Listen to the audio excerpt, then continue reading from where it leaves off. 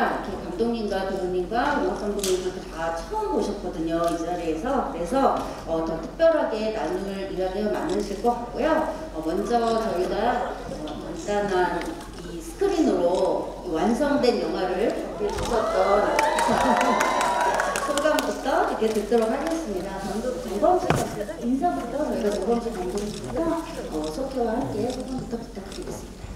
네, 안녕하세요. 이렇게 와주셔서 감사합니다.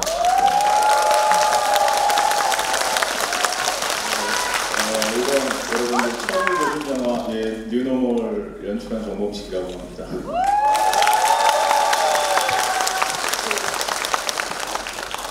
어쩌다 보니 제가 가운데 앉아서 예, 이번 뉴노멀의 음악 감독을 맡은 윤상입니다. 네, 이번에 뉴노멀이라는 영화로 영화배우 첫 데뷔하게 된 정동원이라고 합니다.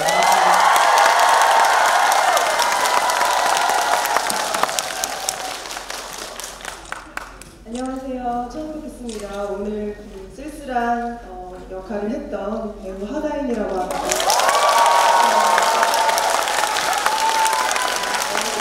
열정적으로 반응해 주셔서 너무 감사드리고요. 근데 그 영화에 대해서 그래도 저희가 말씀을 좀 나누면서 이해를 좀 돕기 위해서 감독님께 도대체 어떻게 이런 이야기를, 그리고 이 뉴노멀이라고 하는 지금 저희가 살고 있는 이 세계와 너무 또 다 어울리는 그런 제목과 또 그 이야기들, 이 우리 삶의 살린에 관한 이야기들이라는 생각이 드는데요. 감독님께 이 작품을 만드시게 됐었던, 구상하시게 된 것부터 좀 말씀을 여쭙도록 하겠습니다.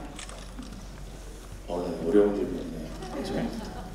사실은 코로나 직전에 저희 회사에서 준비하던 영화가 좀 사이즈가 큰 영화가 있었어요. 그런데 그 영화 같은 경우에 이제 해외 로케이션도 있고 예산이 많은 영화다 보니까 저희가 스태프분들을 다 좋은 스태프분들을 모아서 콘티지 작업까지도 끝내놨는데, 그때 이제 코로나가 막 기승을 부리면서 해외 로케도 다 막히고 더 이상 영화 잠깐 정지해야 될 것 같다라는 이야기를 들은 거죠. 그래서 저희가 영화를 정지하고 있는데 이제 코로나가 언제 끝날지 모르다 보니까 스태프분들이 또 고맙게도 그 영화를 같이 기다리고 싶다. 근데 이제 이게 기다리는 게 한 달, 두 달 계속 늦춰지다 보니까 계속 이렇게만 할 수는 없는 거고, 그래서 그럼 우리 가지고 있는 시나리오 중에 조금 간단하게, 조금 가볍게 찍을 수 있는 작품을 한번 찍어보자라고 생각을 해서 이 작품 찍게 된 거고, 처음 찍을 때는 예산이나 규모나 이런 거보다는 어떻게 보면은 이야기 자체는 되게 심플한데 그거를 되게 정성스럽게 세공해서 서스펜스를 중심에 두고 코미디나 드라마나 우리가 살아가고 있는 이 세계에 맞닿은 이야기를 만들어 보면 어떨까 라고 해서 이제 처음에 그러면 뭐 급하게 들어가는 영화다 보니까 캐스팅이 잘 안 되고 뭐 이러겠지라고 생각했는데, 처음 떠오른 이미지 너무 좋은 분들한테 저희가 다 시나리오 드렸는데 보신 것처럼 다 해주시겠다고 한 거예요. 그래서 사실은 준비 프리프로덕션 기간도 한 달 남짓하고 촬영도 한 달 2주, 그리고 이제 그 대신 이제 세공하는 기간은 이제 저희가 편집 감독님이랑 저랑 편집하고 이제 또 음악 감독님, 유상음악 감독님까지 해서 저희가 세공하는 데 한 7달 정도 아주 진짜, 왜냐면 코로나라 어디를 못 나가더라고요. 그냥 사무실에서 갇힌 채로 계속 작업만 해가지고 뭔가 좀 보시는 분들한테 이야기는 되게 심플하지만 뭔가가 좀 정성스럽게 만들어진 영화를 좀 보여드리고 싶다. 그래서 지금 여러분께 이렇게 영화를 보여드리게 된 것 같습니다.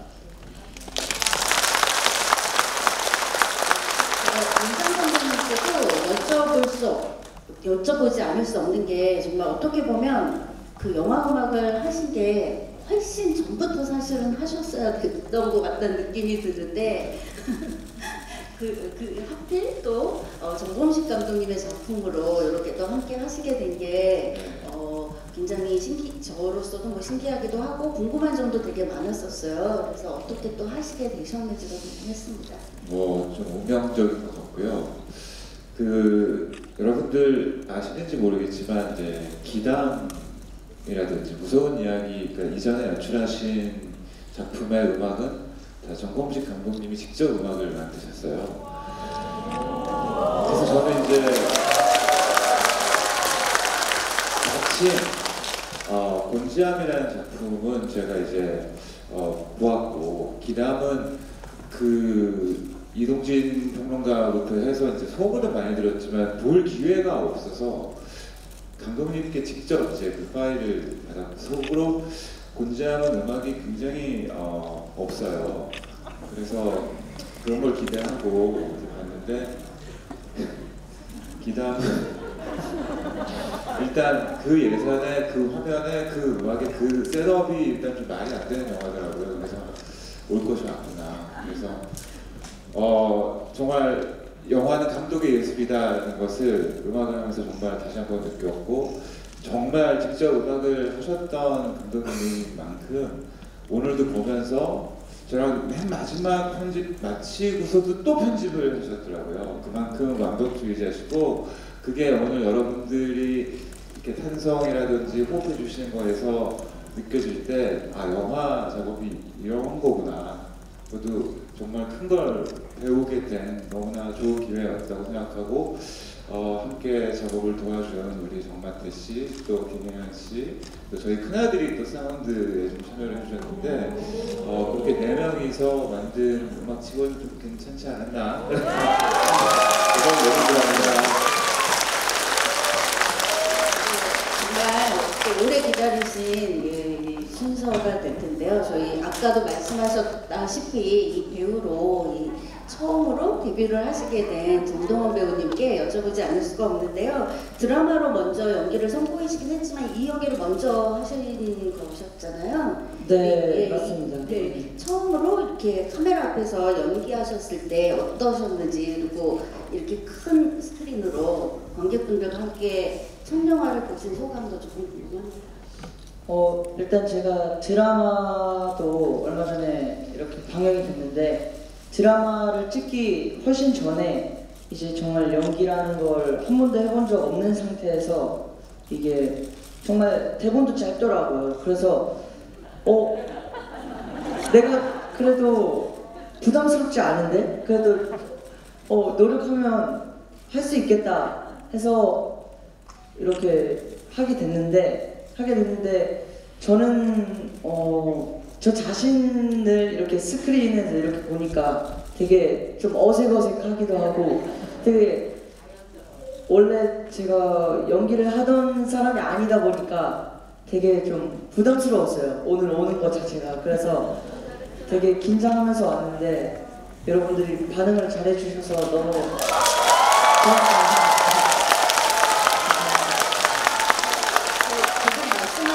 정말 자연스러우셨죠. 너무 이렇게 처음 연기를 설명보다 정말 생각이 들었고요. 그리고 또 제가 하다인 배우님께 또 여쭤보고 싶은데 비슷한 좀 맥락일 것 같기도 해요. 근데 마찬가지로 배우님께서도 이제 이렇게 완성된 작품으로 보시는 건 처음이실 텐데 어떠셨는지, 그리고 다른 이제 이 파트에 나오셨던 분들과는 조금 다르게 어떻게 보면 그래도 조금 내지르거나 그러니까 내지르거나 어딘가에 이렇게 그 세상에 정말 이렇게 안 좋은 세상에 이 반항도 하고 이런 모습들을 좀 이렇게 보이면서 굉장히 진짜 다채로운 모습들을 보이셨는데요. 이 심정과 그리고 그 연기하셨을 때 그러니까 연기하셨을 때 또 어떻게 하셨는지 이 캐릭터에 대해서 그 말씀을 좀 듣고 싶습니다. 먼저 소감을 말씀을 드리면 우선 저는 개인적으로 영화라는 장르가 너무 좋아서 배우의 꿈을 성장시켜 나가고 있는 사람인데, 그래서 첫 번째로 영화제, 이렇게 또 장르 영화제 최고인 부천국제영화제에 저의 영화가 상영할 수 있어서 참 영광스럽다는 생각을 했었고, 작년 무더운 여름쯤에 저희 영화 감독님이랑 배우님, 스태프분들과 정말 한씬 한씬 소중하게 찍었던 게 바로 엊그제 같은데, 와, 오늘 이렇게 또 시원한 극장에서 함께 영화를 이렇게 보고 있으니까 되게 또 감개무량하고 되게 감정적으로 좀 벅차오르는 감정이 있었어요. 그리고 말씀해주신 부담이나 어려움은 사실 메신 좀 어려웠던 건 사실인 것 같아요.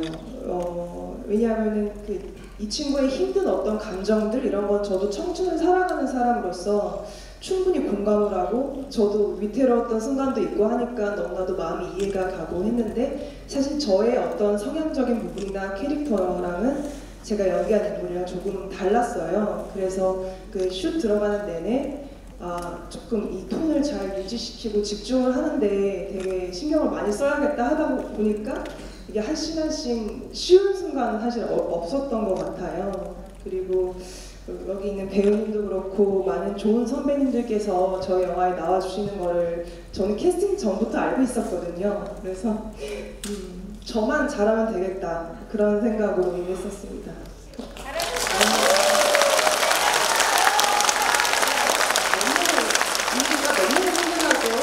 너무 이렇게 행복한 그런 시간인 것 같은데요. 이렇게 되게 너무 궁금해하실 것 같아요. 도대체 이 캐스팅을 어떻게 하셨나, 그리고 어떻게 이 정동원 배우님을 이렇게 딱 캐스팅하신 생각을 하셨을까도 너무 궁금할 것 같은데 이런 좀 여쭤보고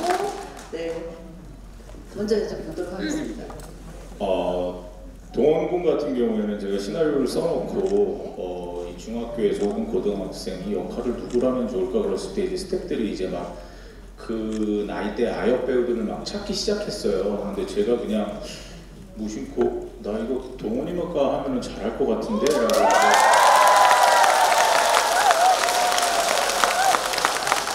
동원이가 하면 정말 잘할 것 같은데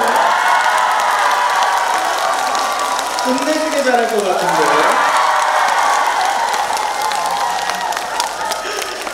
그렇게 얘기를 했더니 다들 이제 동원이의 이미지와 동원이가 가지고 있는 어떤 탤런트에 대해서는 다 알고 있는데 스태프들이 이제 우려하는 거죠. 제가 이제 신인 감독할 때도 마찬가지였는데 근데 연기 한 번도 안 했잖아요 라고 얘기를 하는 거예요. 그래서 그럼 경험을 하면 한 번 하는 거잖아.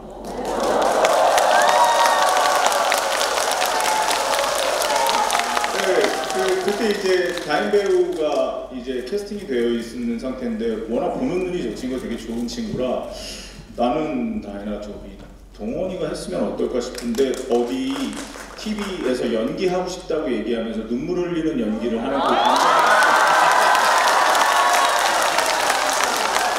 그래서 저희가 그러면은 동원이한테 한번 시나리오를 줘보자 그랬는데 이제 근데 막상 또 받았는데 이게 처음 연기를 한다는 게 조금 갈등을 할 수도 있는 거잖아요. 그래서 했으면 좋겠다 그리고 그냥 한번 줘봤는데 바로 연락이 와서 해보고 싶다고 그래서 그럼 하자 그래가지고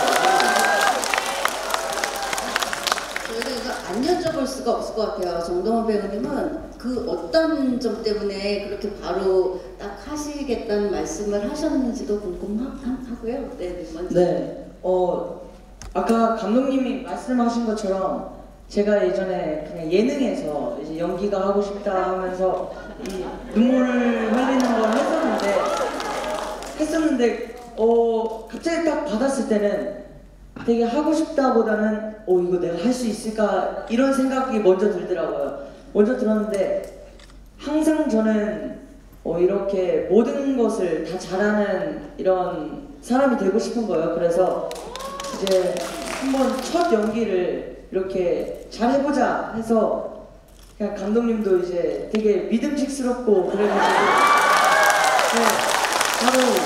바로 하게 됐습니다.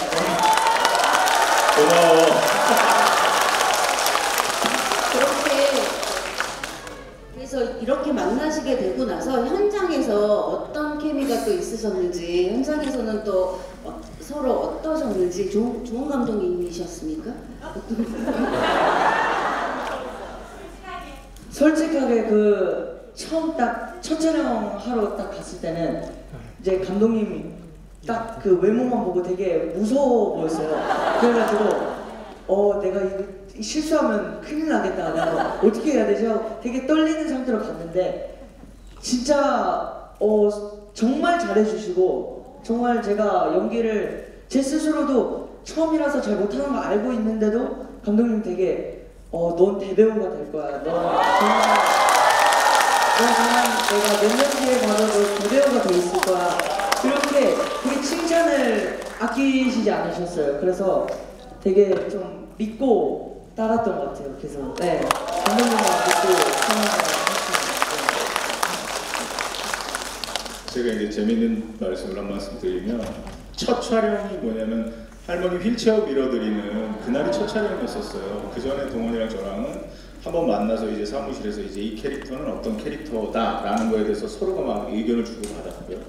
첫 촬영에 왔는데 진짜 이제 인생 첫 커트를 찍는 거죠. 그런데 동원이가 긴장을 너무 한 거예요. 긴장 안 할 줄 알았는데 왜냐면 그렇게 무대에서 휘어잡으면서 노래를 부르면서 근데 이게 뭐냐면은 자기 또 필드가 있잖아요. 그러다 보니까 아 긴장을 했구나 그런데 저한테 정말 많은 질문하는 거예요. 근데 이때는 그럼 제가 어떻게 할까요? 할머니가 그러면 저는 어떻게 할까요? 그래서 막 질문하는데 아 정말 준비를 많이 했고 정말 잘하고 싶구나 라고 했는데 제가 처음에는 뭐라고 얘기를 해줬냐면 틀리면 안 되잖아요. 라고 제가 그래서 아니 틀려도 돼. 틀려도 다시 찍는 게 영화야 라고 얘기를 해준 거예요.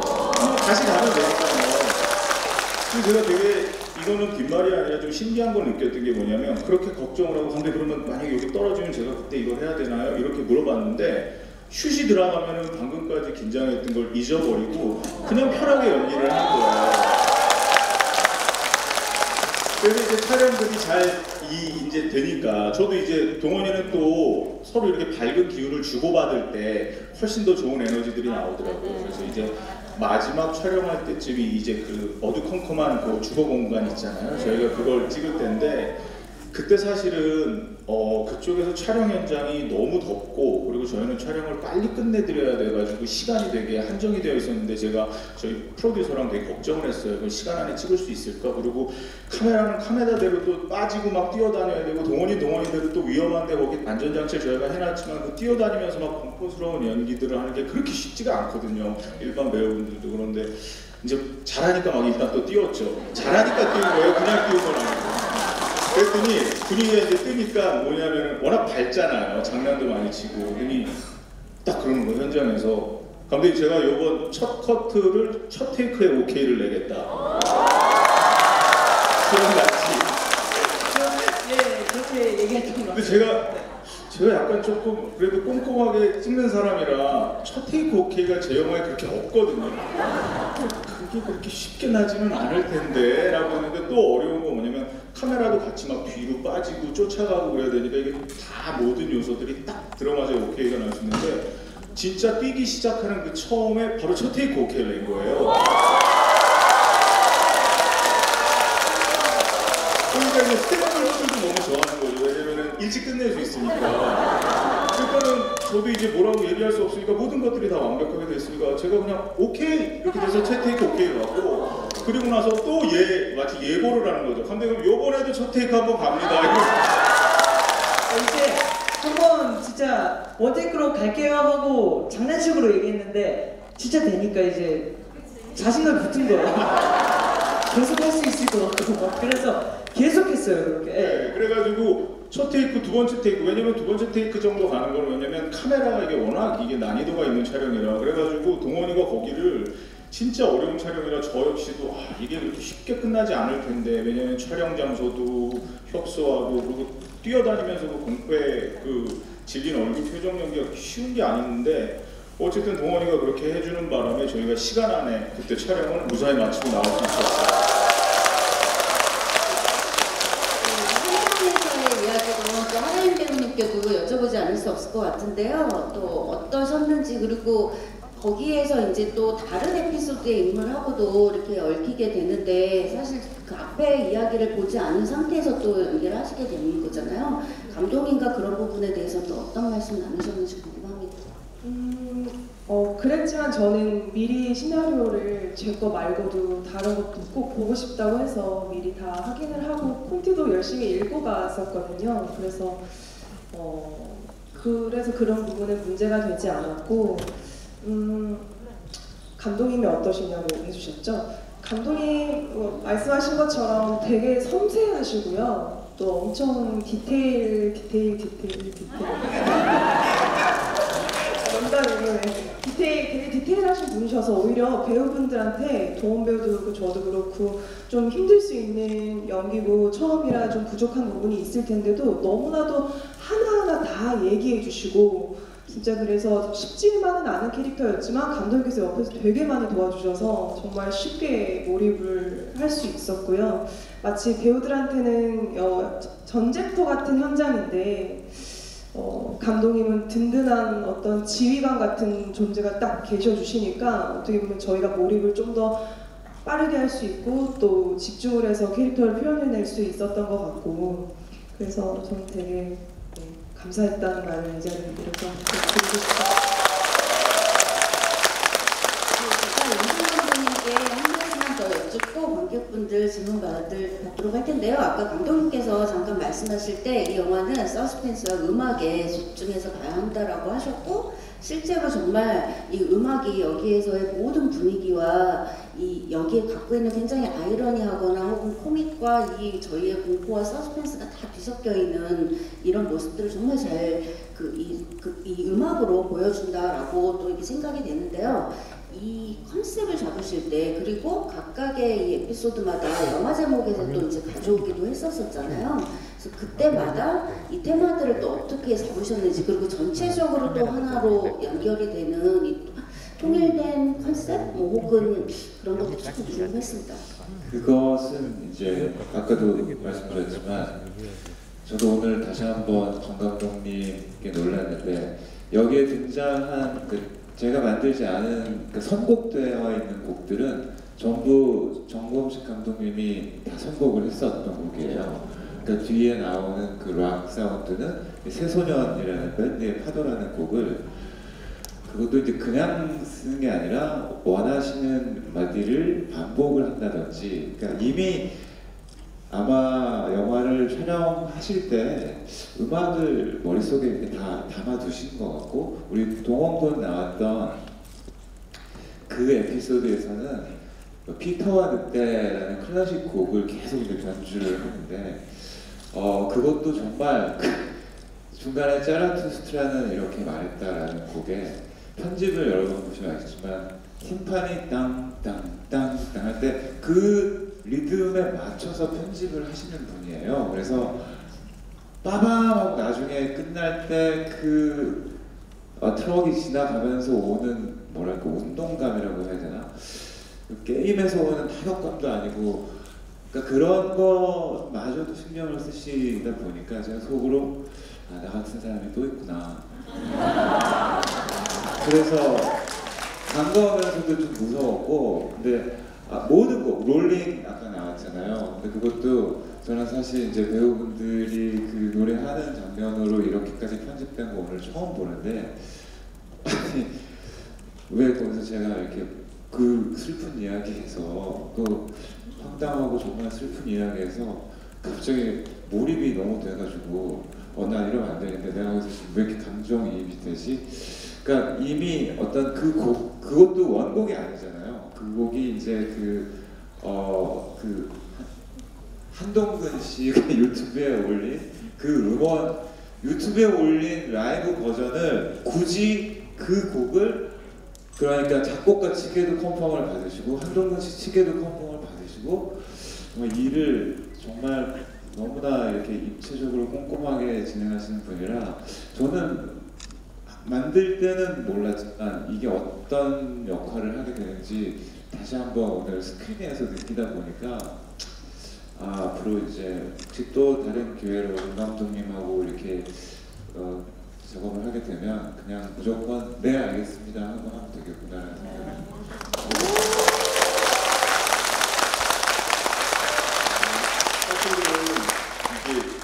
이전에 호러 영화를 만들 때 보면 이제 호러 씬에서 필요한 음악들이 있잖아요. 근데 관객분들이 보실 땐 그 음악은 잘 안 들리실 거예요. 왜냐면 이게 약간 요소처럼 작용하기 때문에 나를 놀래키고 긴장되게 만들지 어떤 거기에 리듬이나 멜로디는 사실 잘 안 들어오거든요. 원래 영화를 보실 때 그냥 장면이 이렇게 통째로 들어오는 거지. 그런데 워낙 이제 그 이전의 곡 작업들이 워낙 훌륭하셨으니까 근데 이제 어쨌든 저희는 서스펜스 영화다 보니까 약간 그런 요소 음악 같은 것들을 과연 어떻게 해주실까? 예를 들면 동원이가 이제 도망치기 시작하는 거 있잖아요. 할머니가 이제 이렇게 잡혀 있으면 그때까지는 이제 피터와 늑대 클래식을 쓰다가 그 다음부터는 이제 바로 이제 음악 감독님의 이제 음악이 들어오기 시작하는데 거기서부터 끝까지 도망치는 거기까지 시간이 되게 길어요.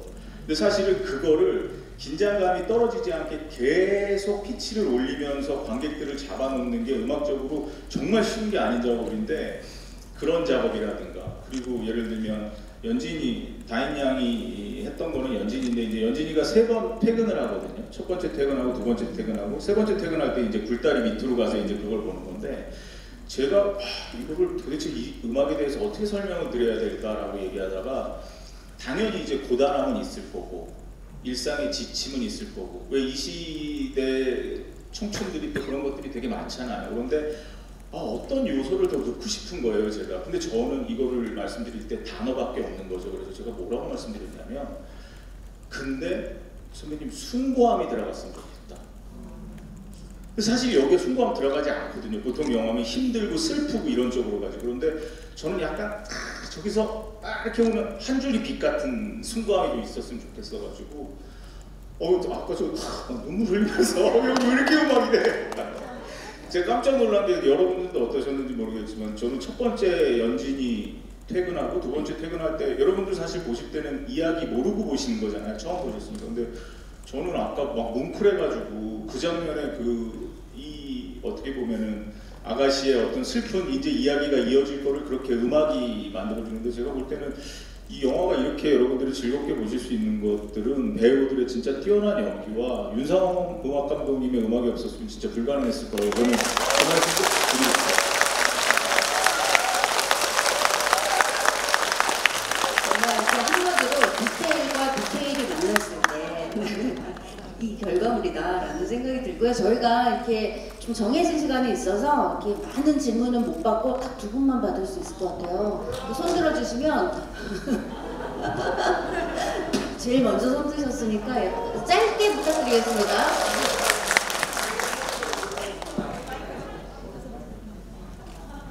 안녕하세요. 우총에서 우주 삼촌으로 활동하고 있는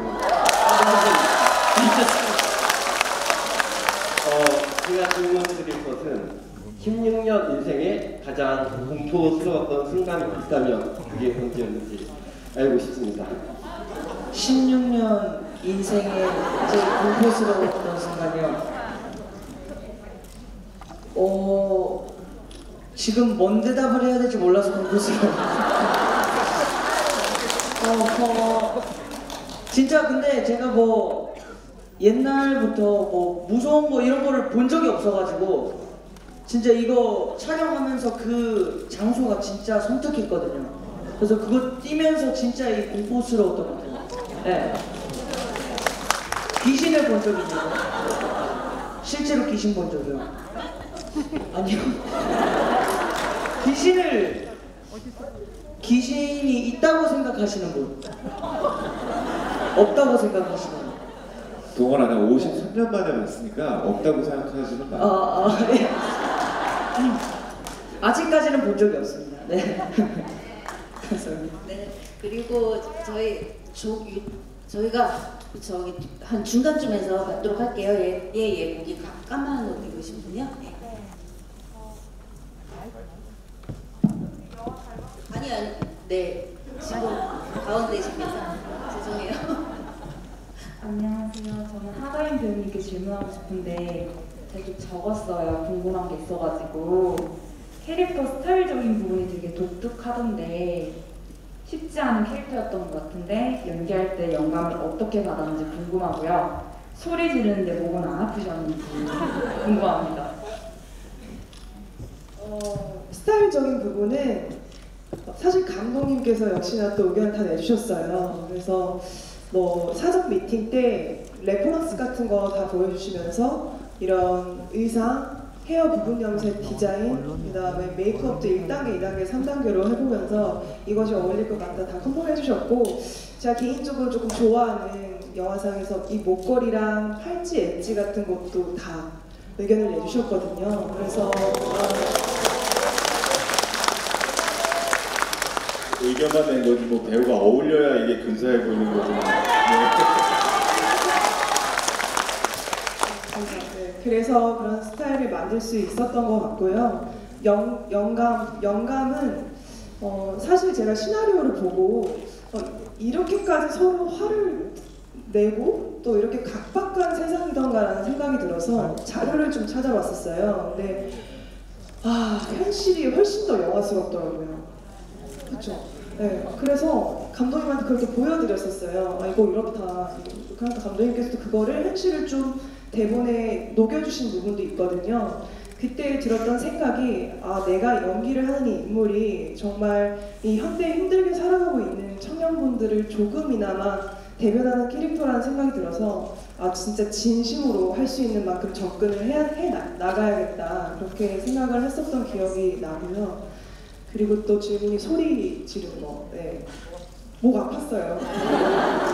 네, 생전 그렇게 데시벨이라고 해야 되나? 소리를 질러본 적은 없어서 목은 아팠는데 그때 생각이 나는 게 에피소드가 감독님께서 다음에 그날이 첫 촬영 첫 씬이었거든요. 그래서 감독님께서 다음에 찍을 씬이 너무 많으니까 이렇게 좀 소리를 푸시로 해도 좋다는 배려를 좀 해주셨어요. 저도 오케이 그럼 소리는 나중에 지르자 생각하고 있었는데 막상 코티를 봤더니 어떤 옆모습, 뒷모습이 나오더라고요. 그래서 뒷모습에서도 저는 어떤 관객 여러분들이 배우의 어떤 에너지를 느끼실 거라는 생각이 들어서 소리는 안 내더라도 행위만큼은 진심으로 하자 그렇게 생각을 하고 감독님의 액션 소리가 들렸는데 바로 그냥 소리가 같이 나와버렸거든요.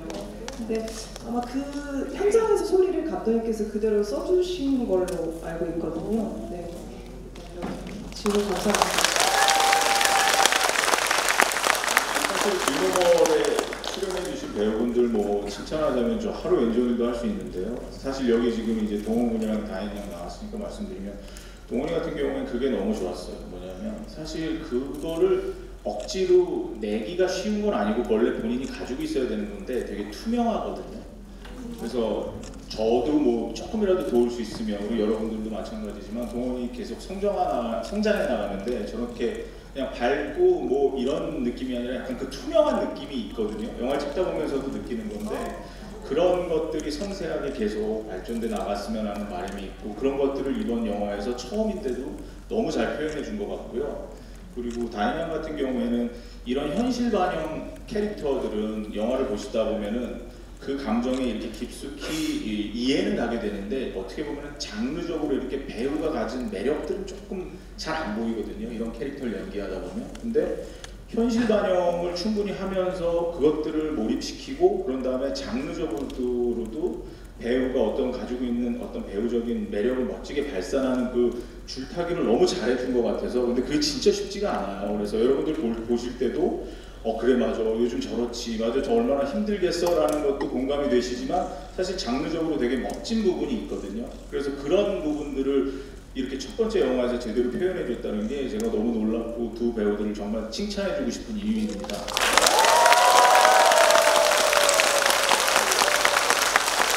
오늘 분위기가 너무 좋다고 조금 더 해도 된대요. 그래서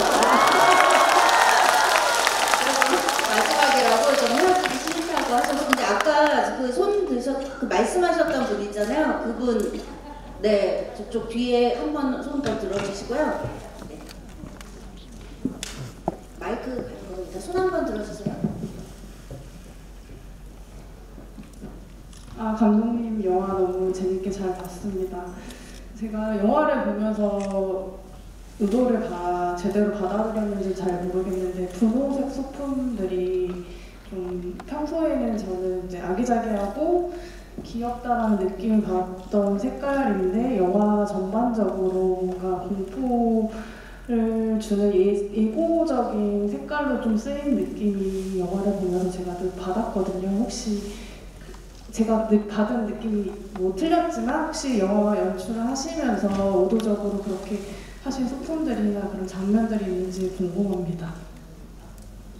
컬러에 대한 말씀이신가요? 네. 분홍색이요.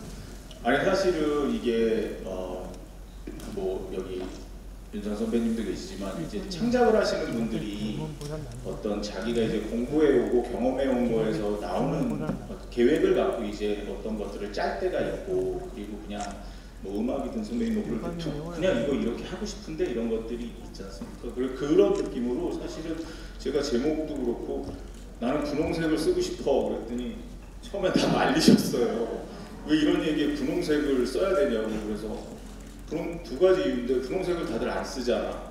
그리고 또 하나는 그래서 분홍색이 나는 예쁜데 라는 생각을 해서 사실은 분홍색도 이렇게 쓰일 수 있다는 게, 왜냐면 이 영화도 사실은 아주 많이 새롭게 만들지는 말자, 그냥 일반 관객분들이 편하게 보실 수 있는데 거기서 새로움들을 조금씩 추구해서 뭔가 한 끗 다른 맛을 느낄 수 있는 서스펜스 영화를 만들자였거든요. 그래서 뭐 지우 씨나 유미 씨가 또 거기 열연을 펼쳐주신데도 장르적으로 막 빨간색, 파란색 이런 것들은 저희가 이제 납득이 가, 상식적으로 저렇게들 하지 이런 색인데, 그런 것들도 있지만 의외의 것들을 한 끗 다르게 좀 표현해보자가 이 영화 전반적으로 의식적으로도 그렇게 들어간 것 같고, 창작하는 주체로서 제가 무의식적으로도 그렇게 들어간 것 같아요. 그래서 저는 분홍색이 예뻐서 어디다가 분홍색 하나 뭐 하고 와야 되는 거 아닌가 그런 생각도 했었어요. 저희가 또 질문 하나 더 받아볼 텐데요. 감독님이나 정동훈 배우님께서 이번에 좀 선택을 해주실까요? 손을 들어주시면. 네. 죄송합니다. 어려운 미션을 드려갖고 제가. 감독님께서 해주시죠. 제일 먼저 저를 불러주신 마지막 드릴게요. 안녕하세요. 저는 우주총동에서 대성사 천발으로 활동하겠습니다. 영화가 감각적이고 너무 멋진 영화 감사합니다. 또 이 영화를 여름에 꼭 봐야 되는 이유가 있으면 말씀해 주세요. 아니 너무 소름 돋게 너무 잘 봐서 여름에 꼭 개봉을 해갖고 다 보셨으면 좋겠다는 마음에 질문입니다. 리뷰해보면 와요. 뜬금없는 이야기인데 네. 제가 이제 뜬금없는 얘기를 할 건데, 여름에 개봉하자고 한 적 없는데요. 요즘은 워낙 사실은 곤지암도 벚꽃이 막 한창 피던 시절에 개봉을 했는데 운이 좋게 흥행이 되게 잘 돼서 그때 벚꽃 공포, 뭐 벚꽃 호러라는 말이 나왔는데, 이 영화 같은 경우에는 물론 이제 서스펜스가 중심이 되는데 워낙 이야기들이 우리 주변에 있는 이야기들이다 보니까 사실은 되게 재밌는 게, 여기 날짜가 아마 6월 8일부터 6월 11일까지 벌어진 일일 거예요. 2022년도. 그러다 보니까 지금 안 그래도 그 말씀 드리겠지만 저희가 투자와 배급과 그 개봉이 아직 안 잡혀 있어요. 그래서 동훈이도 저랑 이 얘기 우리 하자라고 했는데, SNS에 막 뉴노멀 재밌어 막 꼭 봐야 돼 뭐 이런 거 해주신 건 너무 감사한데, 예를 들면 등장인물이 어떻게 되는데 누가 누굴 죽여, 걔 나중에 어떻게 돼, 뭐 이런 거 절대 해주시면은 안 되는 게, 요것들은 제가 네네네. 그래서 정해지면, 예를 들면은 지금 부천영화제 나오게 된 거는 사실은 여러 가지 생각 중에 그것도 있었어요. 동원이가 이렇게 계속 커가고 있는데 영화를 보여드렸는데 동원이의 현재 모습과 영화 속의 모습이 너무 다르면 어떡하지? 그래서 재밌는 얘기가 ADR이라고 후신호흡을 하러 왔어요. 근데 동원이가 이제 저기 뭐 호흡이라든가 막 이제 대사들을 하는데 목소리가 굵어져서 온 거예요. 그래서 저희가 노래하듯이 동원아 키 조금, 아니 그거보다 조금만, 이 정도요 감독님? 이 정도요? 그래서 저희가 그렇게 ADR을 했었고요. 그래서 개봉은 언제가 될지 아직은 미정인데 나중에 나오면 많이 응원해 주세요.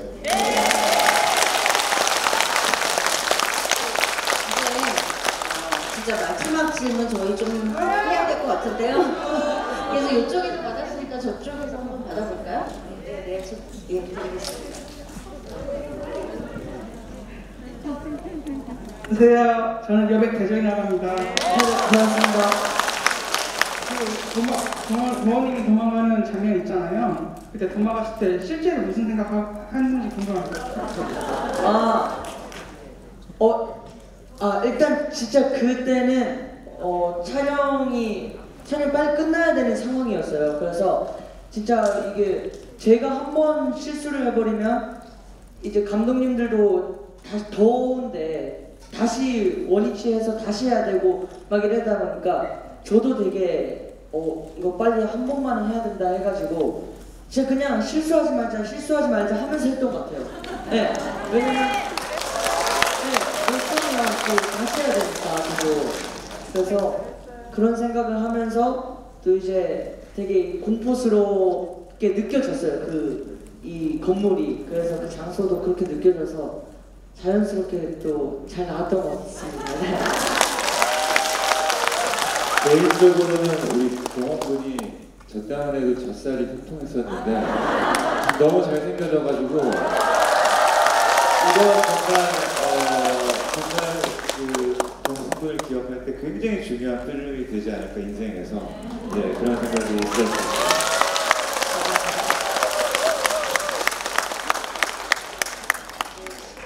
이렇게 이어서 조금 이번이 첫 번째 연기시지만 저희가 한 번만 보고서 말 연기는 아닌 것 같잖아요. 네, 앞으로 계속해서 이 배우로서의 모습을 좀 기대를 하면서 어떤 배우가 좀 되고 싶은지, 어떤 연기 하고 싶은지 조금 궁금해졌습니다. 네, 저는 되게 뭐든지 되게 잘하고 싶어하는 이런 욕심들이 있어서, 그래서 예를 들어 제가 콘서트를 할 때도 정말 그 무대 한 번을 쓰는 거를 위해서 정말 많은 노력을 하고 열심히 연습하고 막 하는데, 연기는 제가 열심히 연습을 하고 해도 이게 현장에서 막 아이디어가 달라지기도 하고 되게 제 마음대로 되지도 않고 막 이래서 되게 힘들었어요. 근데 앞으로 연기를 할 날이 많을 것 같은데 앞으로 정말 완벽하게 제가 무대에서 팬분들께 노래를 열심히 불러드리는 것처럼 연기할 때도 정말 열심히 해서 정동원 연기 잘한다라는 소리 들을 수 있도록 정말 대배우가 되겠습니다.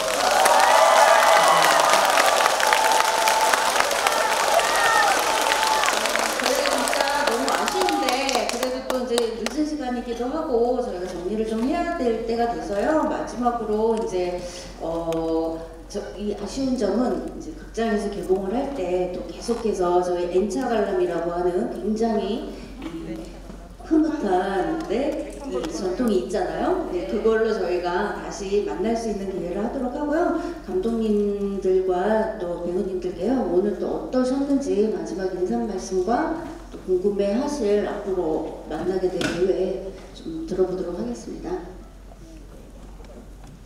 일단 영화 너무 좋게 봐주시고 우리 배우분들 너무 사랑해주셔서 너무 감사드리고요. 어쨌거나 동원이의 첫 영화 그리고 우리 하다인 배우의 첫 주연 영화의 감독이 된 거를 너무 행복하게 생각합니다.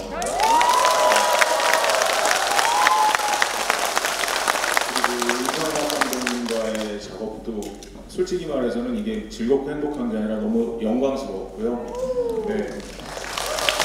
그리고 앞으로 일정들이 잡히지 않아서 약간의 불안감은 있는데 어쨌거나 이렇게 좋아해 주신다면 다른 분들을 보여드려도 되겠구나라는 오늘 되게 자신감을 많이 얻었거든요. 너무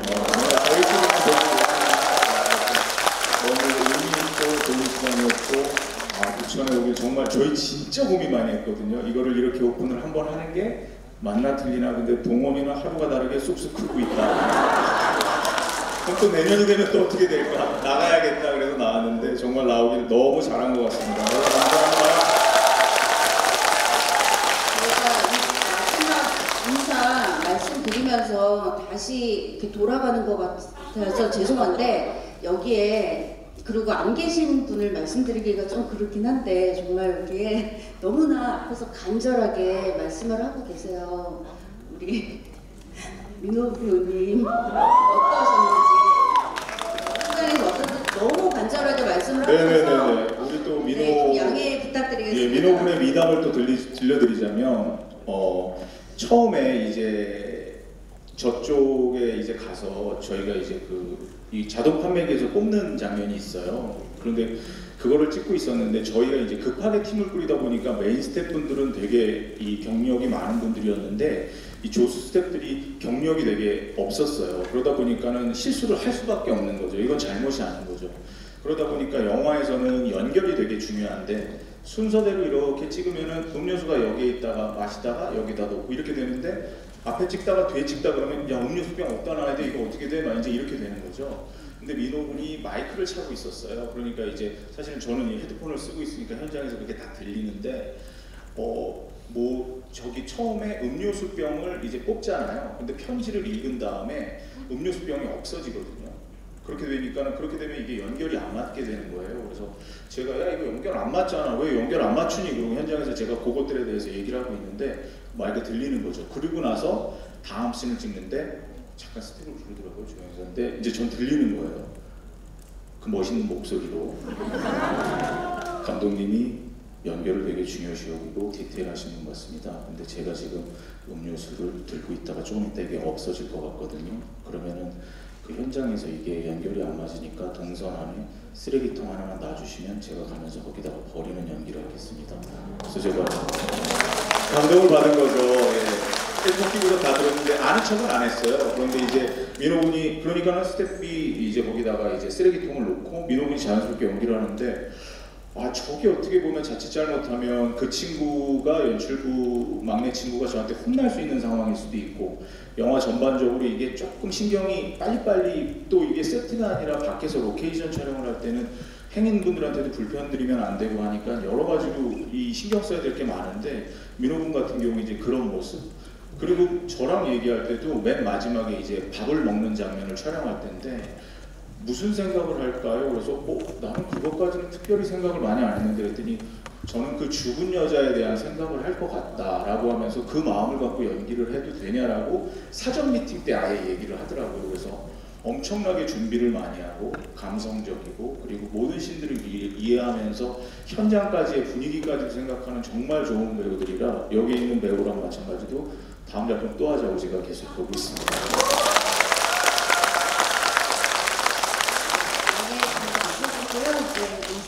음악 감독님께 네, 저는 뭐 얼마나 많이 봤겠어요 이 영화를. 근데 여기서 보니까 진짜 재밌네요. 멘차 발라 정말 보시면 보실수록 내가 해놓고도 이게 이렇게 되는 거구나. 우리 다인 씨의 죽음에 대해서도 제 의혹이 좀 있었는데 또 오늘 보니까 결국 아무리 짜증나도 이렇게 말로라도 나쁜 얘기하면 안 되겠구나 이런 생각을 했거든요. 볼 때마다 그 디테일에 깜짝 놀라실 겁니다. 많은 응원 부탁드립니다.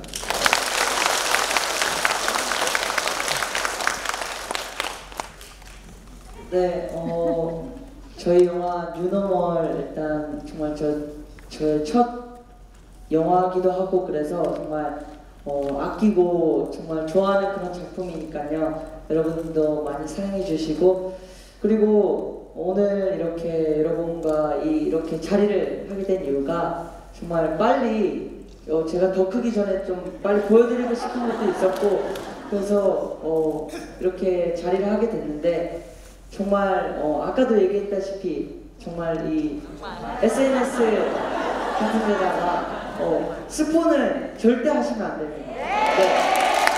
아시겠죠? 네.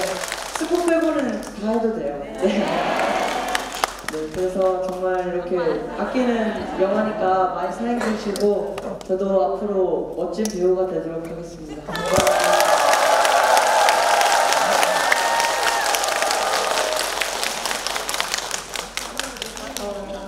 우선 저희 영화가 약간의 대중성이랑 또 장르적인 부분도 만족할 수 있고 또 어떤 한 인물들이 되게 공허하고 외로운 인물들의 이야기들이 담겨있는 작품에 제가 출연할 수 있는 것만으로 되게 영광이었다고 말을 꼭 하고 싶었고요. 그리고 오늘 오면서 생각해 봤는데요.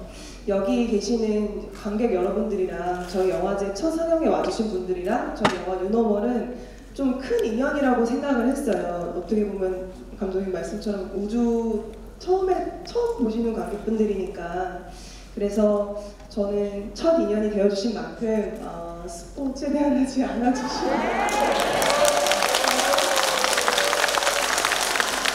정말 아끼는 영화니까 같이 많이 아껴주시고 개봉 아직은 미정이지만 하게 되면 꼭 정말 꼭 많은 응원 부탁드립니다.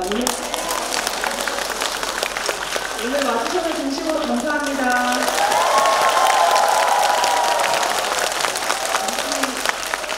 한 말씀 더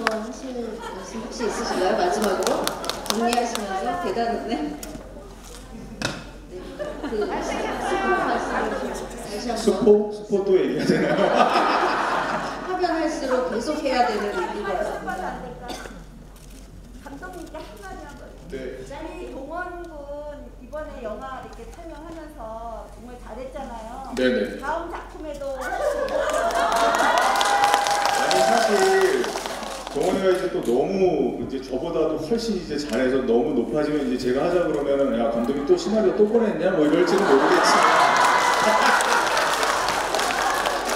사실 제가 이제 존경하는 우리나라도 그렇고 외국에도 그렇고 감독님들이 어떤 경우가 있냐면 그 배우와의 첫 영화를 했는데 큰 역도 할 때가 있고 그냥 우정 출연할 때도 있고 그러면서 뭐냐면 그 감독님의 필모를 보고 그 배우의 필모를 보면 같이 성장해가는 경우가 있어요. 물론 우리나라에는 정말 좋은 배우분들이 너무나도 많은데 이렇게 어린 나이에 정말 잘할 수 있는 배우랑 만나서 제가 이제 필모를 앞으로 더 쌓아가고 동원군의 연기가 그 영화에 보면 이렇게 나와, 그때는 20대로 나와, 그때는 30대로 나와, 만약에 이렇게 될 수 있다면 정말 너무 행복한 거고 그 질문을 주셔서 제가 지금 약속을 받고 싶네요. 동원아 좀 해도 되지?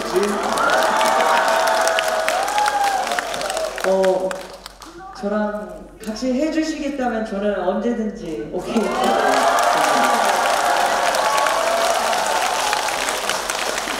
이제 정말로 저희가 이제 맞춰야 될 것 같고요. 진짜 이렇게 좋은 작품과 좋은 말씀으로 저희 부천영화제 26회 영화제에 대단원의 막을 내려주신 이 류노멀의 감독님과 음악 감독님 그리고 배우님들께요 다시 한번 큰 박수